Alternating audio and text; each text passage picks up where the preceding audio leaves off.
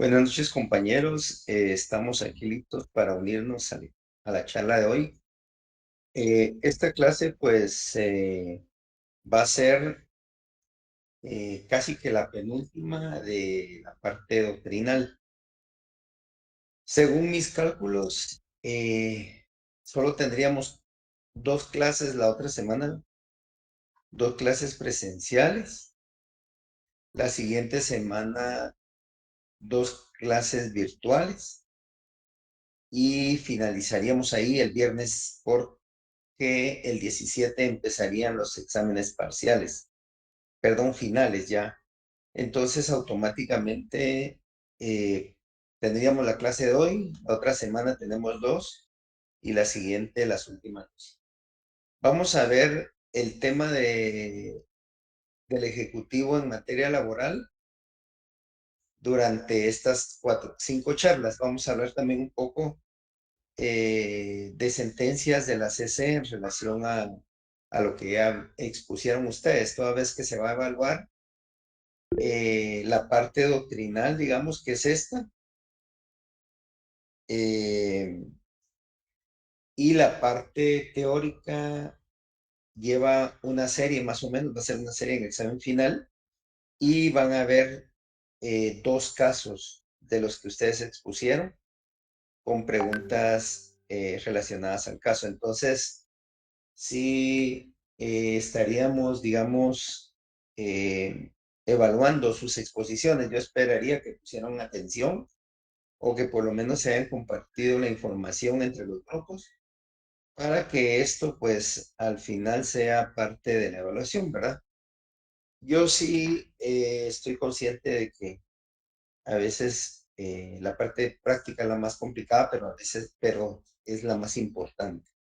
Lo más importante porque ustedes van a en algún momento ejercer la abogacía y si se dedican a materia laboral, pues no digamos.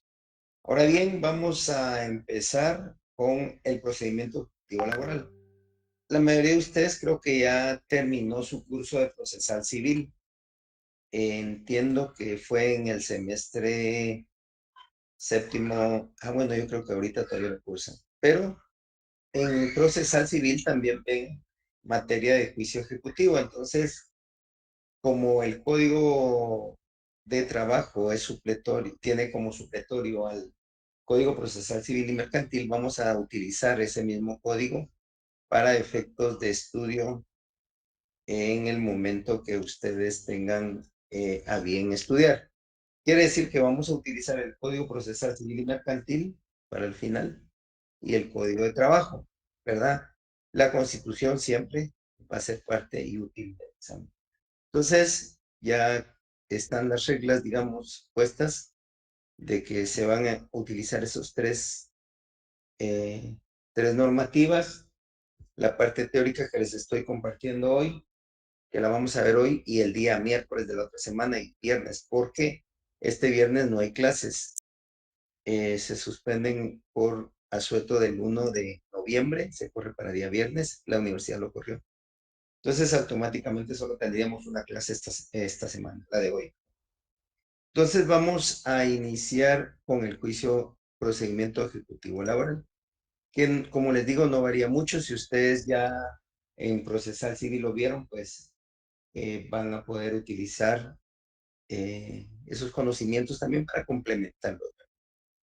Siempre vamos a usar el artículo 326, ese ténganlo grabado, que es el artículo 326 del Código de Trabajo que nos envía o nos remite al Código Procesal Civil y Mercantil. Entonces vamos a iniciar en este momento con una definición del concepto de proceso ejecutivo laboral, ¿verdad? Primero vamos a indicar que ejecutar significa cumplir con una obligación. Como ustedes recordarán, en procesal 1, en derecho de trabajo 1 y 2, las obligaciones en materia laboral son prestaciones laborales. Esa es la obligación en sí a la que conlleva un patrón o un trabajador. Entonces, esta obligación previamente debe ser reconocida, ya sea judicial o extrajudicialmente. Como recordarán también, ya en el octavo semestre creo que ustedes ya entienden la diferencia entre judicial y extrajudicial. La judicial, pues obviamente la va a ordenar un órgano jurisdiccional, un juez, una sala de apelaciones o una sentencia de la Corte de Constitucionalidad como las que analizamos en las exposiciones. Y extrajudicialmente, en ocasiones, los trabajadores y los patronos llegan a un acuerdo sin intervención de los juzgados, del juez. Entonces lo que sucede acá, que llega un notario y hace un compromiso, ¿verdad? O un documento notarial para que el patrono se obliga a pagarle las prestaciones en cierta forma. Independientemente de la forma, esto es una obligación previamente reconocida, ¿verdad? Por eso puede ser voluntario. El voluntario por lo general es extrajudicial y el forzado ya viene siendo judicial, porque es el juez el que ordena, ¿verdad? Eh, pactados estos, levantó la mano un compañero, vamos a ver Yo, quién es. licenciado, disculpe. ¿El Sí, laudo Jafet. arbitral es judicial o extrajudicial? Hasta donde yo sé es extrajudicial. Ahorita, más adelante, les voy a hablar del laudo. Vamos a, cabalmente, tiene razón, y lo vamos a mencionar más adelantito, en qué día lo vamos a aplicar hoy. Ok, gracias. Ok, sí, está cabal no recuerdo si está en la presentación de hoy, pero ya está ¿cómo se llama? En el programa. Yo armé hoy la presentación, complementé unos temas que me faltaban y recuerdo haber visto el audio arbitral. Si finalizamos la clase y no está en la presentación de hoy, yo se lo mando, como les voy a mandar la información, entonces ya vamos a tenerlo hoy.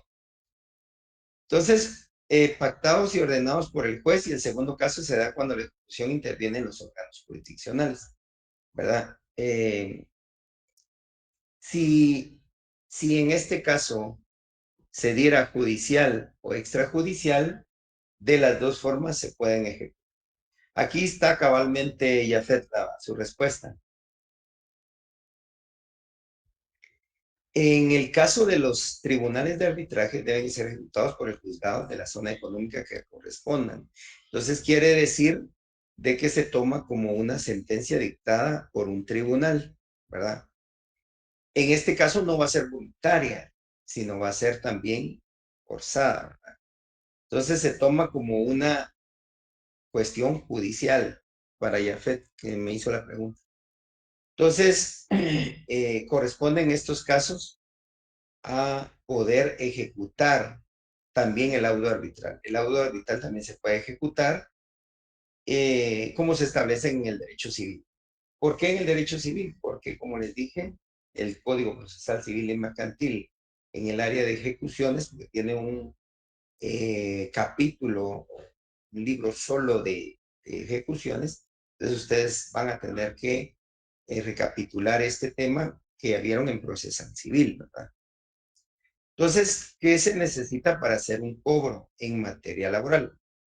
Ojo, porque aquí no estamos hablando de una deuda bancaria, de una deuda, de un título de crédito en materia mercantil, sino estamos hablando de prestaciones laborales reconocidas en un juicio. Entonces, ese sería el primer requisito. El primer requisito sería que existe un cobro de prestaciones reconocidas en un juicio. El juicio va a ser un juicio ordinario laboral, donde se condena a una parte que se denomina patrono al pago de prestaciones para un trabajador, ¿no? Entonces, estas sentencias firmes, conforme a lo establecido en el artículo 425 del Código de Trabajo, también son requisitos importantes para la ejecución laboral. Agrega también el artículo de unas prestaciones que refiere el 101. No sé si alguno tendrá por ahí el artículo para que me lo lea, su código de trabajo a la mano de los que están en casa y no van en camino, que me pueda leer el artículo 101. ¿A qué se refieren estas prestaciones? ¿Se lo leo, Nick? Sí, aquí dice de trámite, pero es de trabajo. Sí, por favor, hágame favor.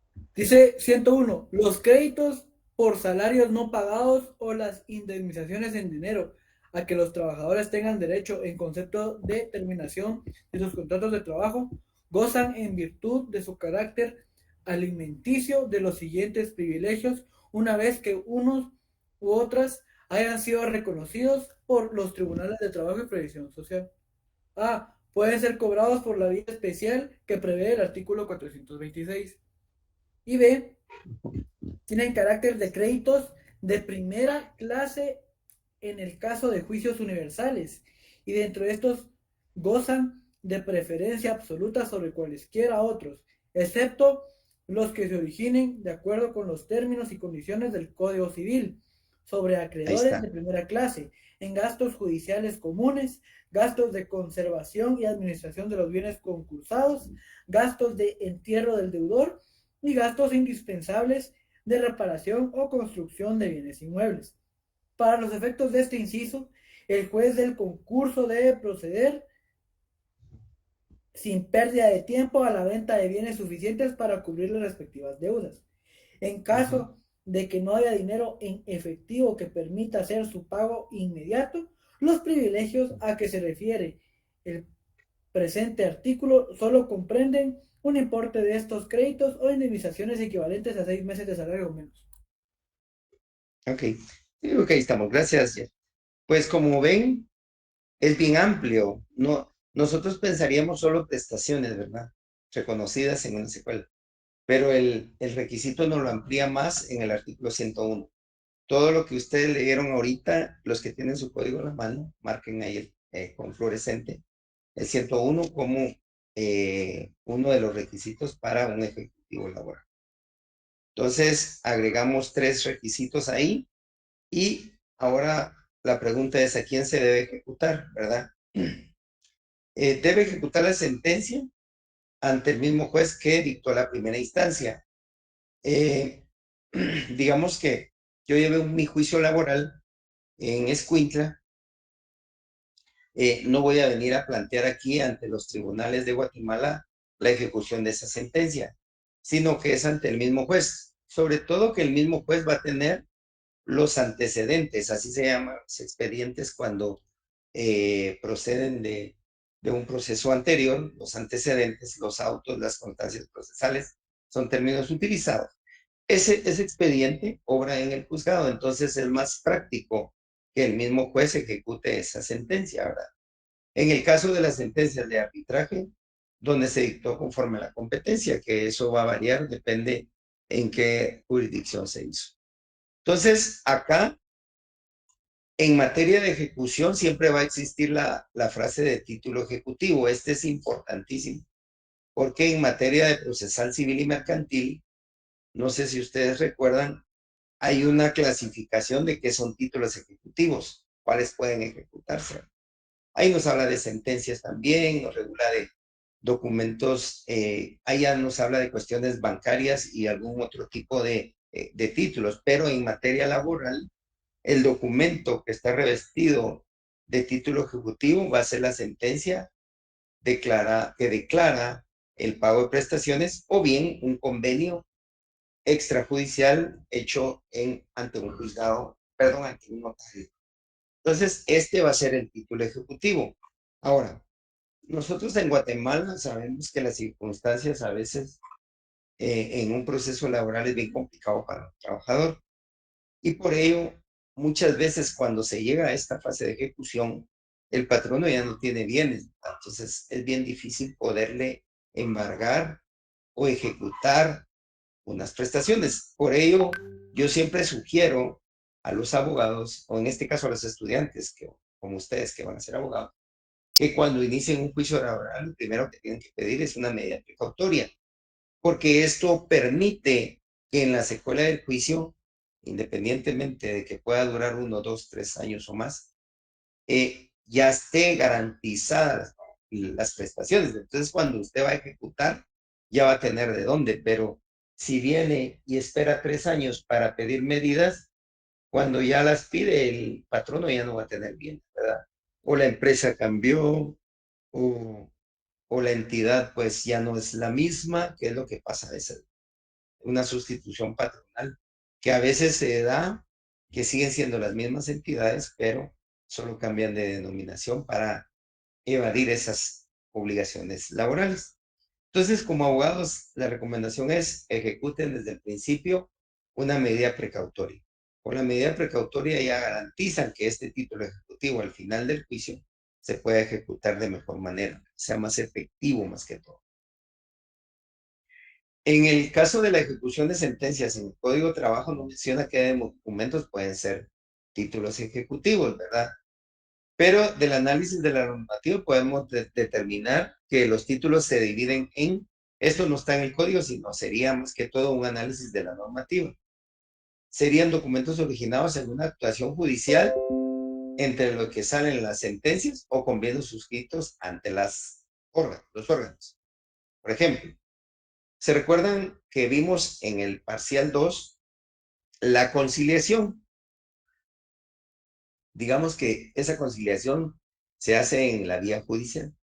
Vienen las partes, patrono trabajador, y convienen hacer el pago de alguna forma y de alguna cantidad. Entonces, este convenio es judicial, sí, pero no se llegó a sentencia, sino que se hizo previo a la sentencia. Entonces, a eso se refieren esos documentos como títulos ejecutivos. Pueden ser sentencias o bien los convenios suscritos. El artículo 426 del Código de Trabajo regula que para el cobro de toda clase de prestaciones en la secuela de juicio, en la sentencia firme de los tribunales, debe hacerse en la sentencia firme. Entonces, ¿qué significa una sentencia firme? Eso, digamos, a estas alturas del octavo semestre, ya casi empezando el noveno, debemos de saber qué es una sentencia firme. La sentencia firme es aquella que ya no tiene ningún recurso pendiente de resolver. Es cuando ya se tiene por finalizado el juicio. Digamos que ya se llegó a sentencia, ya se llegó a sala de apelaciones en apelación, ya se llegó a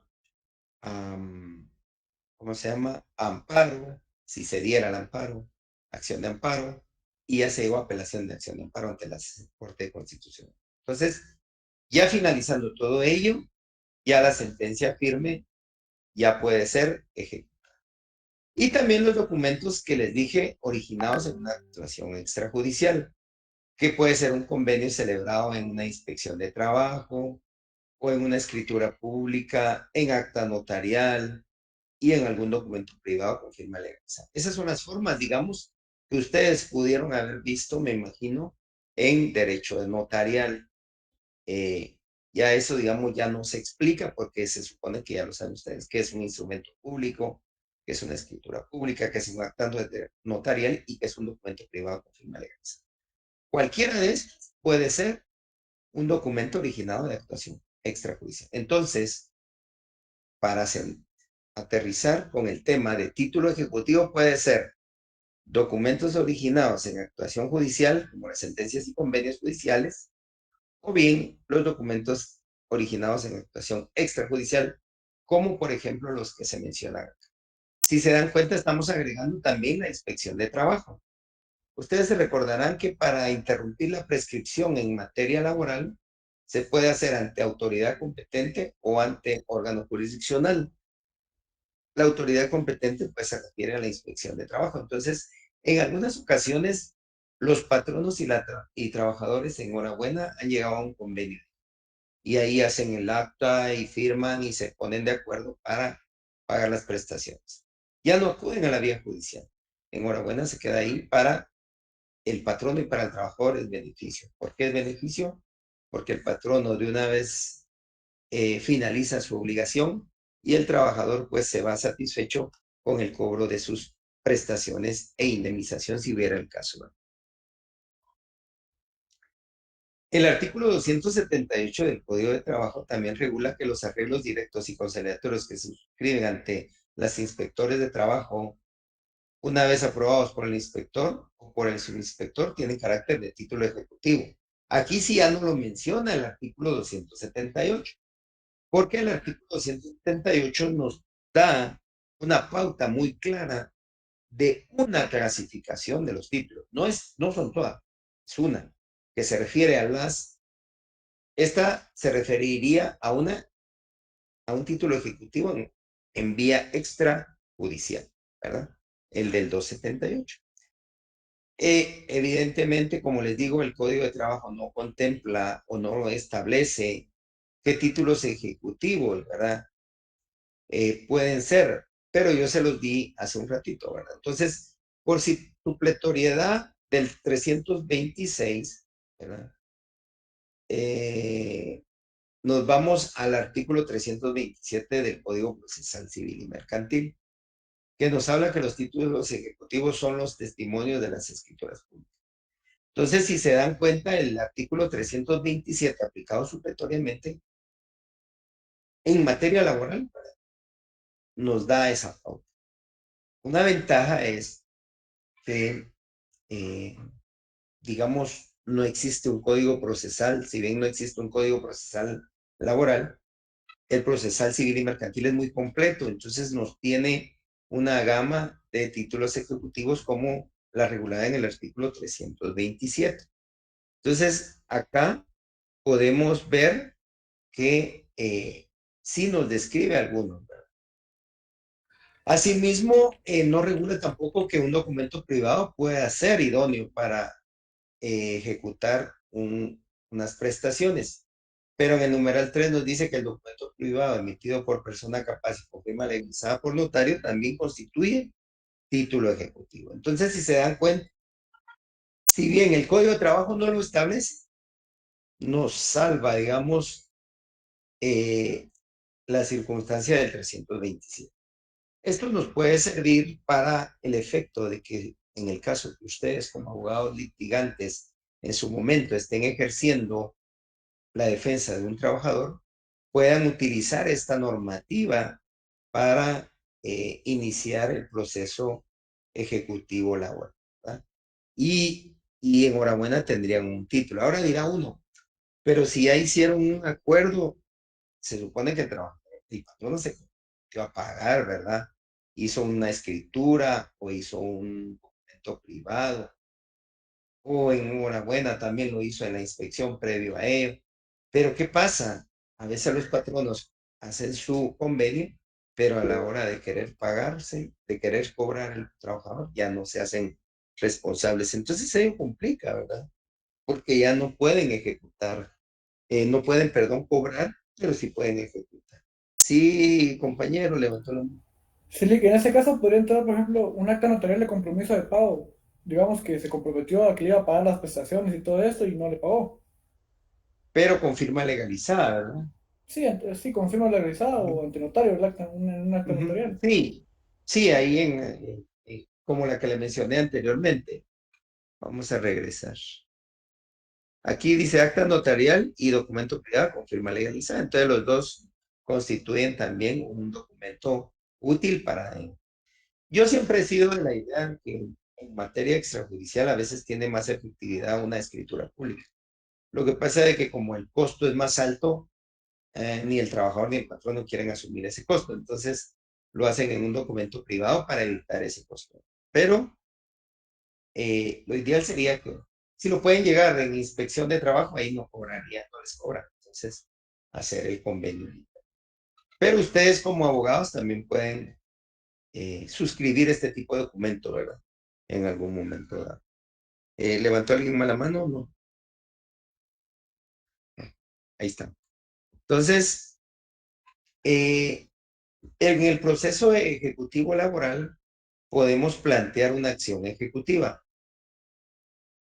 Eduardo Couture dice, otros dicen Couture, que es una palabra francesa, si no estoy mal, fue citado por el doctor Mauro Chacón Corado. Él fue docente en la Universidad de San Carlos hace muchos años.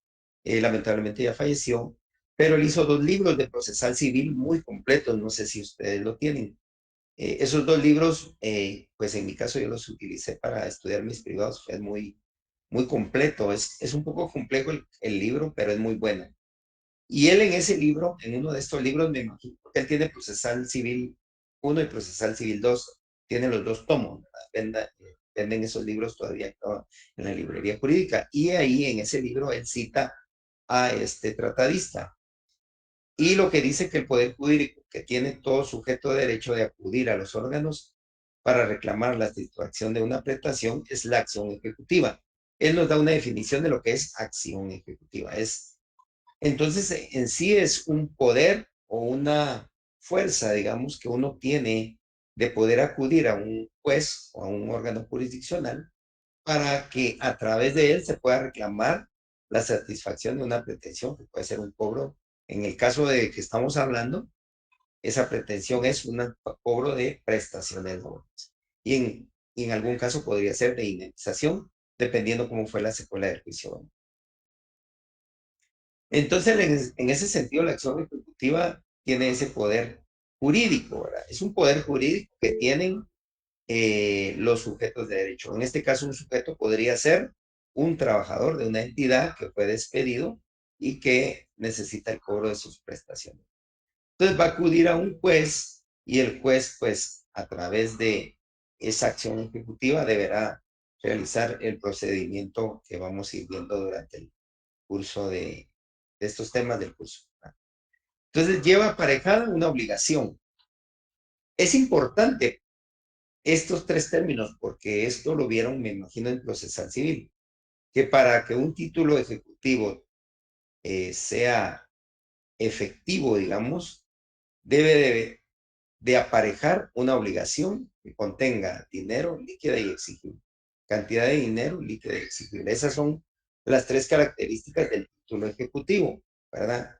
Sin una de estas, no podría ser título ejecutivo.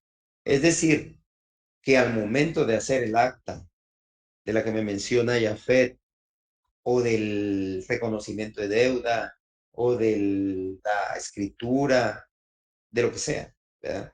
Se debe suscribir claramente cuál es la cantidad de dinero líquida y exigible, porque si es ambigua, no va a tener la fuerza de título, ¿verdad? Entonces, a veces los notarios no suscriben bien esa parte y lo que va a pasar es de que ese título ejecutivo va a ser atacado por la otra parte, en el caso de este patrono, para que no se pueda ejecutar. Entonces es lamentable que por una mala redacción pueda crear esa pérdida del proceso para un. Entonces, para que la acción ejecutiva para el cumplimiento del pago de prestaciones que fueron dejadas de pagar a un trabajador pueden muy bien hacerse dos circunstancias. En el primero de los casos, el juez ordena el requerimiento de pago. Este ya es, digamos, la acción ejecutiva cuando ustedes acuden al juez para iniciar. Entonces, el juez viene y ordena el requerimiento de pago. Eso es lo primero que va a hacer. Aquí, digamos, ya no existe aquello de que tengo que probar mi relación laboral, de que debo de probar si había características de un contrato de trabajo, si yo era dependiente o no, si mi contrato era a plazo fijo. Aquí ya no vemos nada de ello. Aquí ya no vemos nada de ello. Porque aquí lo único que se hace es el requerimiento de pago. Eso es realmente. Entonces, dentro del tercer día de notificada la liquidación o estar firme la resolución del recurso de rectificación, eh, el, que el obligado no hiciera efectivo el pago. Entonces, aquí es donde yo inicio mi acción ejecutiva. Si se dan cuenta, la rectificación se da después de la sentencia. Ahora, lamentablemente, en la práctica hemos visto que, digamos que usted es trabajador y plantea su liquidación, tanto de una sentencia, o sea, aquí ya dictaron sentencia hace años. Usted plantea su liquidación y dice, bueno, de indemnización es tanto, de vacaciones tanto, de bono 14, aguinaldo, etcétera, etcétera. Hace una gama, una lista, sus prestaciones y presenta la liquidación ante el juez. El juez la aprueba y va a decir sí o no, o va a modificar algunos rubros, o puede confirmarlo. ¿Qué pasa? El juez viene y da por sentado que es esa cantidad líquida exigible. 100,000, usemos una cantidad, 100,000. Viene el patrono y plantea recurso de rectificación de conformidad con el artículo 426 del Código de Trabajo. ¿Qué es la rectificación? ¿O cuál es el objeto principal de la rectificación? Eso lo vimos. El objeto es nada más que el juez evalúe si hay error de cálculo. Eso es nada más. Aquí ya no digo yo, mire, fíjese que las vacaciones no corresponden porque él era 0,29 o porque en el estado, digamos, o porque él no era un trabajador a plazo indefinido, qué sé yo. Aquí ya no alego nada de ello. La rectificación únicamente es para error de cálculo. Esa es la frase, error de cálculo. Entonces, el patrono plantea el error de cálculo. En la práctica, muchos abogados este error de cálculo lo plantean mal, porque plantean un sinfín de pretensiones, ¿verdad? Como las que les mencioné ahorita. Y empiezan a atacar la relación laboral, empiezan a atacar el tipo de contratación, empiezan a alegar un sinfín que la persona cometió una falta y que por eso fue despedido.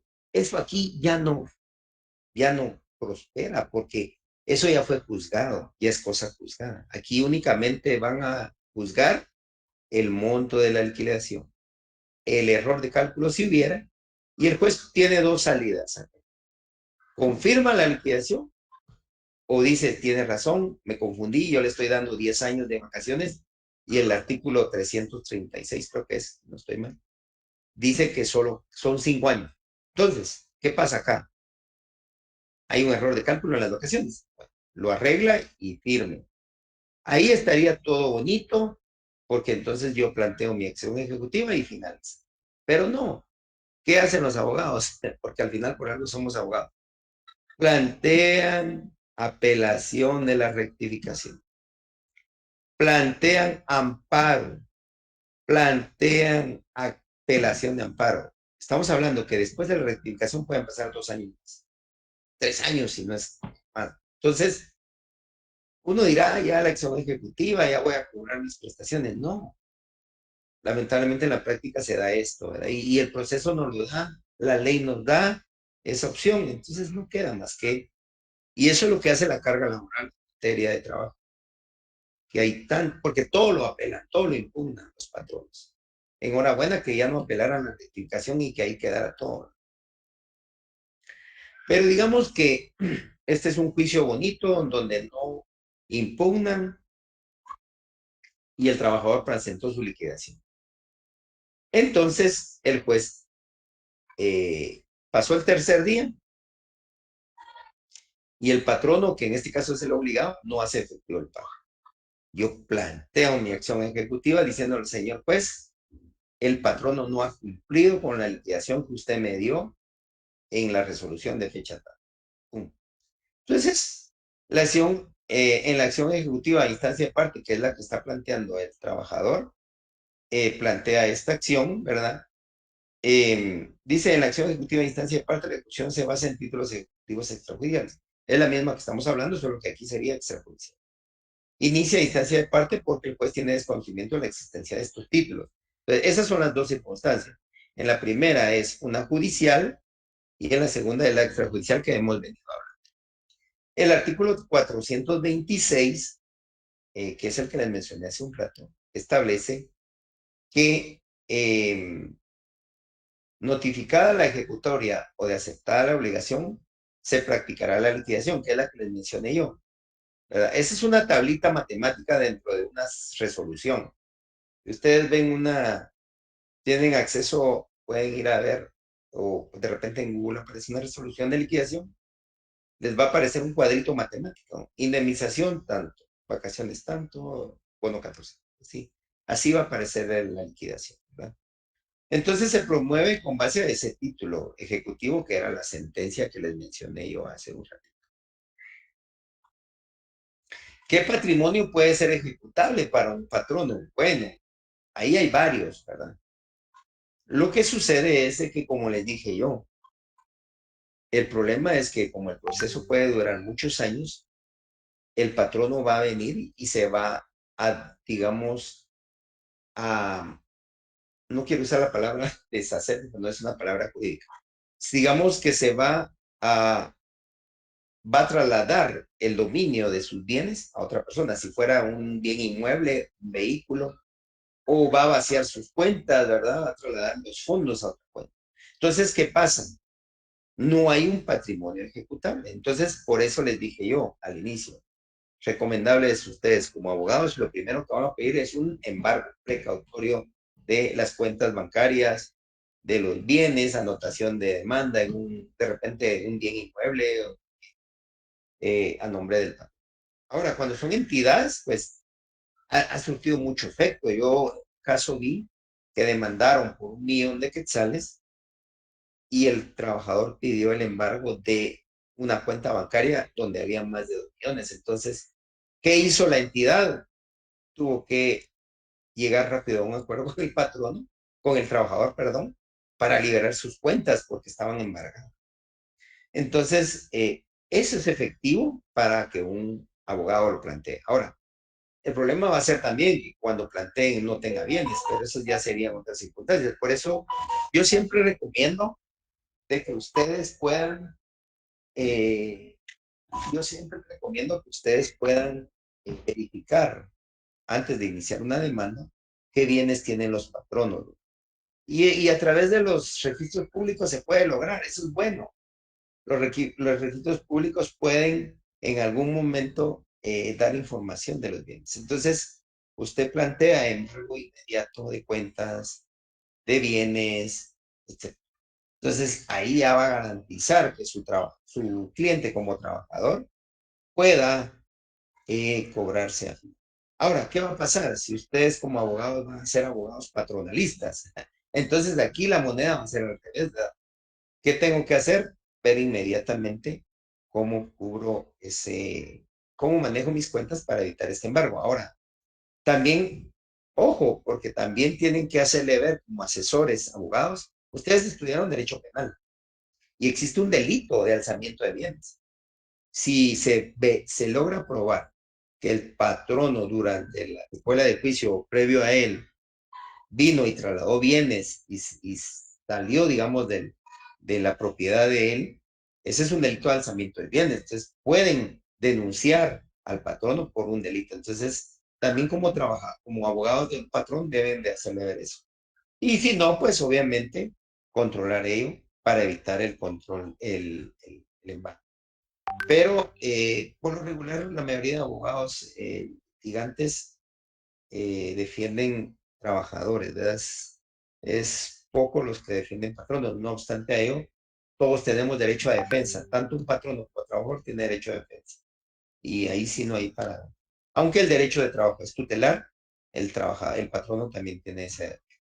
Entonces, los procesos ejecutivos para compeler a la persona al pago de una obligación con un título que responda incluso con sus bienes o derechos que forman parte del patrimonio, lo que se conoce como patrimonio de la obligación. O sea, podemos hablar de bienes, de derechos, patrimonios, ¿verdad? Y ustedes en derecho civil vieron toda la cantidad de bienes que existen, ¿verdad? Que pueden ser embargados. Ya no les menciono ello porque es parte del conocimiento común que tenemos. Aunque el Código de Trabajo nuevamente no regula específicamente qué bienes pueden embargarse, ¿verdad? Pero por eso les digo yo, ustedes recibieron derecho civil, procesal civil, ¿verdad? Entonces ahí es donde vamos a ver cuáles obligaciones pueden embargarse por un título ejecutivo, ¿verdad? El artículo 428 del Código de Trabajo nos establece que en los casos no previstos en el presente capítulo, el juez, por analogía, debe seguir en cuanto sea aplicable los trámites del procedimiento ejecutivo del Código Procesal Civil y Mercantil. Si se dan cuenta, no solo el 326 del Código de Trabajo nos crea la analogía para el procesal civil y para la ley del organismo judicial, pero esto es en todos los temas, en todas las instituciones jurídicas de derecho de trabajo. Pero el 428 es específico de analogía para procedimientos ejecutivos, ¿verdad? Entonces podemos usar los dos, no es uno descartable del otro, sino que también lo podemos usar. Vámonos al artículo 306 del Código Procesal Civil y Mercantil. Con base al 428, que mencioné anteriormente, vayan anotando ahí en sus códigos, ¿no? Nos vamos al 306 del Código Procesal Civil y Mercantil. ¿Qué haría yo? En el 428 le hago un paréntesis y le pongo artículo 306 del Código Procesal Civil. Porque aquí nos regula qué patrimonio no puede ser embargado y aplica para el Código de Trabajo. No puedo embargar parcelas concedidas para administración pública, no puedo embargar ejidos de pueblos, ¿verdad? No puedo embargar sumas debidas a los contratistas de obras públicas. Aquí se refiere más que todo a bienes públicos, ¿verdad? Tampoco la totalidad de salarios y de honorarios, ¿verdad? En este caso, en el punto 3, no estaríamos hablando de una sociedad. Porque, por ejemplo, yo puedo tener mis salarios, mi salario gano una cantidad y ustedes piden el embargo del salario del patrono que ustedes saben que trabaja para alguna entidad, de gerente, por ejemplo. No le pueden embargar el total del salario, porque por eso existen los porcentajes autorizados.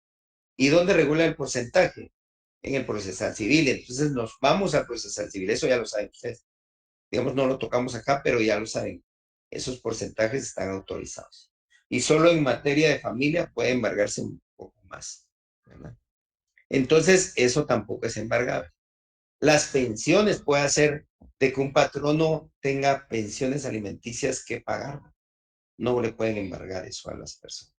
Muebles, vestidos del deudor, ¿verdad? De su familia, tampoco pueden embargar. Libros, útiles, instrumentos. Es una gama, son como 14 incisos. Los derechos cuyo ejercicio es meramente personal, como el uso de habitación o usufructo. Los montepíos se refieren a las jubilaciones, ¿verdad? Que tienen las personas en el Estado.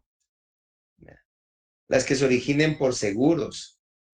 Ni los sepulcros ni los mausoleos. Miren, esto es en materia civil, pero aplica a materia laboral.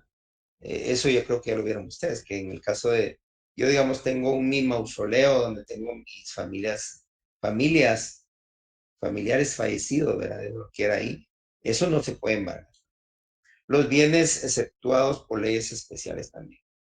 Y las naves mercantes. Todo ello, todo lo que vimos ahorita, es bienes inembargables. Que aplica para procesal civil y aplica para laboral, no hay pierde. Eso siempre va a ser igual.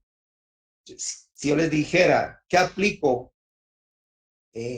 Una pregunta, digamos, ¿qué aplico como bienes inembargables en materia laboral? Los regulados en el artículo 428, perdón, 306. 428, Código de Trabajo, y 306 del Procesal Civil. De la mano para determinar qué bienes son bienes. Hasta acá no sé si hay preguntas y si no, pues vamos casi que cerrando por la hora. Ya la última pregunta. Ya la última presentación que tenemos. ¿Qué se concluye entonces? Que el patrimonio ejecutable en los procesos ejecutivos de materia laboral que pretenden el pago de las prestaciones y que no pagó un patrono a un trabajador pueden embargarse para ejecutar al tenor de lo que establece el 306, ¿verdad? O sea, el 306 nos da la limitante para no embargar. Todo lo que está fuera del 306 es embargable. Que pueden ser bienes muebles, bienes inmuebles, cuentas bancarias. La cuenta bancaria es una de las más efectivas, ¿verdad? Ahora bien, existe una jurisprudencia muy importante que no es en materia laboral.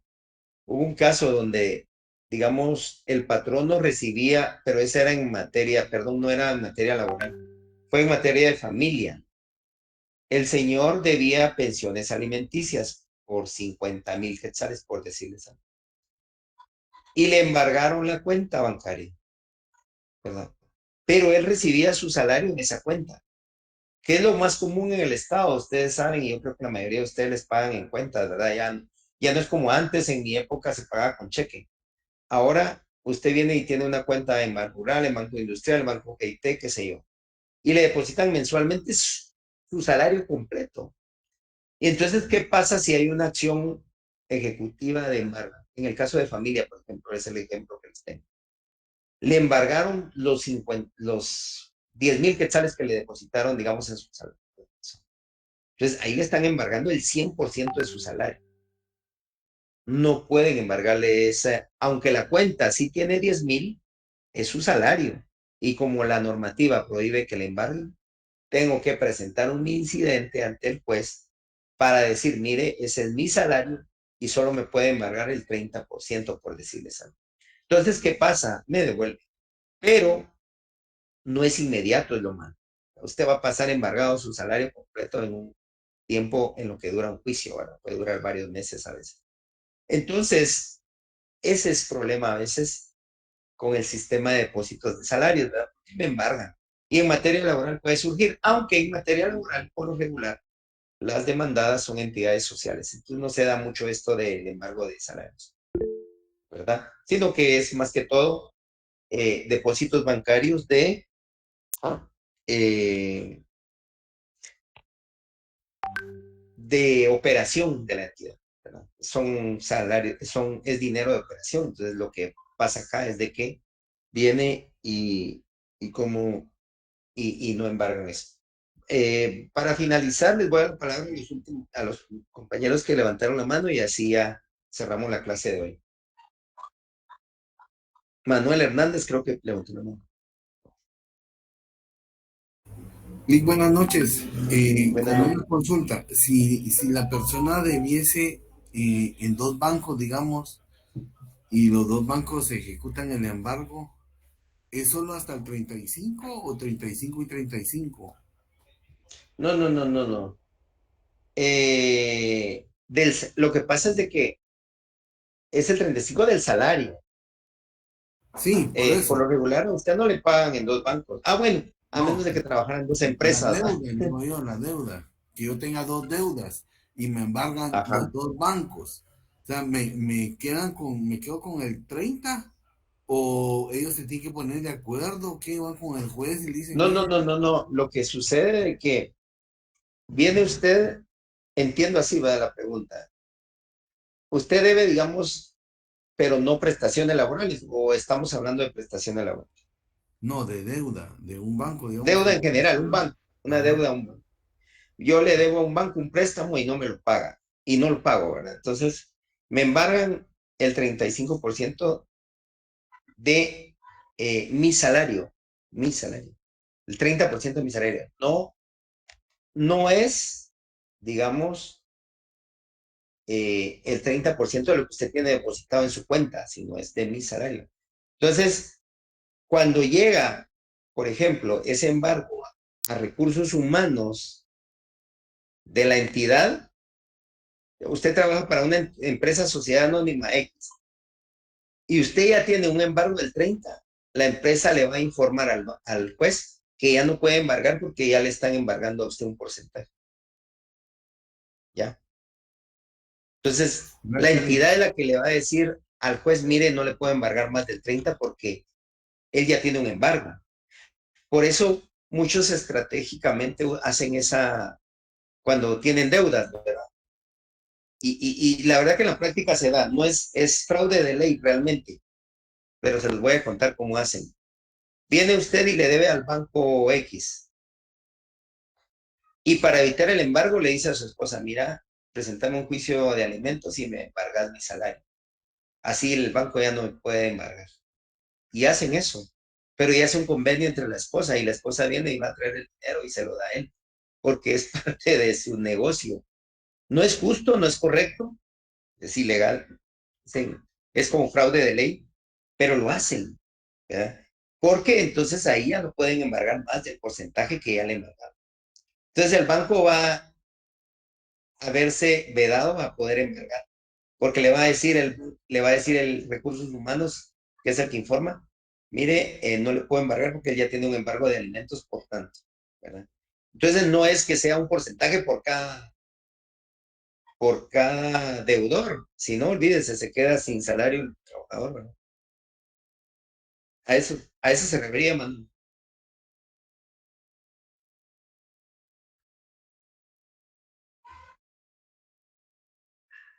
Se me fue. Bueno, Está ahí, no sé si alguien más había levantado la mano.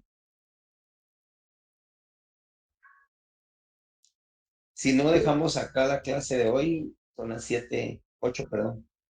Y ya finalizaríamos ese tema de hoy, ¿verdad? Síndica, eso era. Gracias. Ok. Sí, vaya, pues feliz noche, que descanse. Feliz noche. Buenas noches, nos vemos el día miércoles, primero Dios, en la USAC, porque este viernes no hay clases. Vaya, feliz Ok, noche. descansen, feliz noche, feliz descanso.